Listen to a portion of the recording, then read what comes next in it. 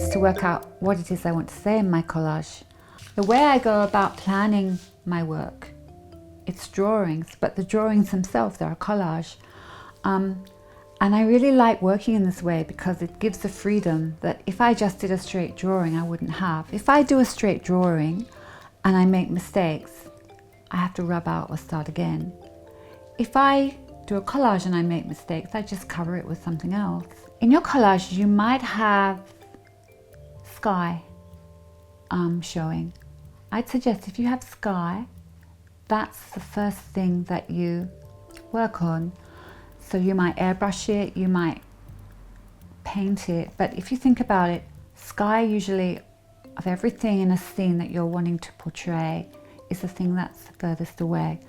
And what works best is to work from the furthest layer, layer over layer over layer, gradually into your foreground layer.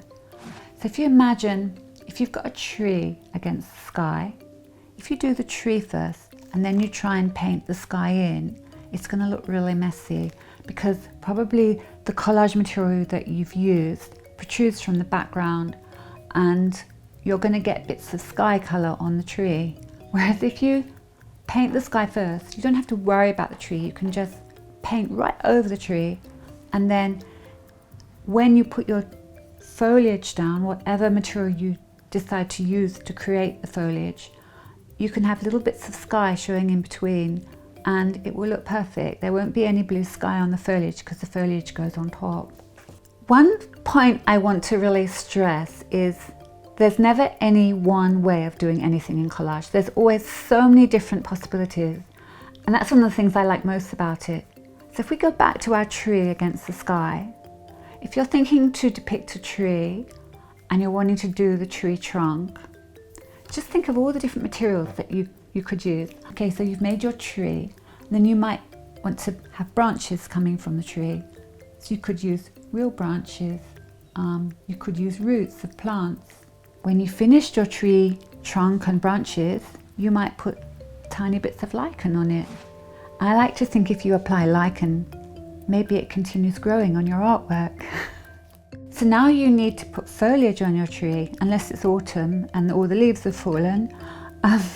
So again, there's no one way of doing this. There's so many different materials, there's so many different possibilities you could use. For the ground of your picture, maybe you could use real earth. Maybe you could include tiny stones. If it's a beach, maybe you could just stick down sand and you might find bits of driftwood and shells and other interesting things on the beach. Think about what kind of ground you want in your picture and what you think would be best to use. There's just so many possibilities. The world is full of materials and the possibilities are endless. So the main feature in your collage might be a person or it might be a bird. If it's a bird, perhaps you want to use feathers to give the feeling of that bird, to give the texture of that real bird. And if it was me and I was putting feathers, I would stick feathers one layer over another, and I'd look at, if I'm showing a bird's wing, I'd look at a real bird's wing or a photograph of a bird's wing, and I'd try and put each layer of feathers in the same position as in the real bird's wing, overlapping again, layer over layer. And when I finally stuck down all the feathers, maybe they're not the colour I want them to be. So I just mix up the paint and paint them to be the colour that I want them to be. And then you look at your collage and you decide, are you happy with it or not?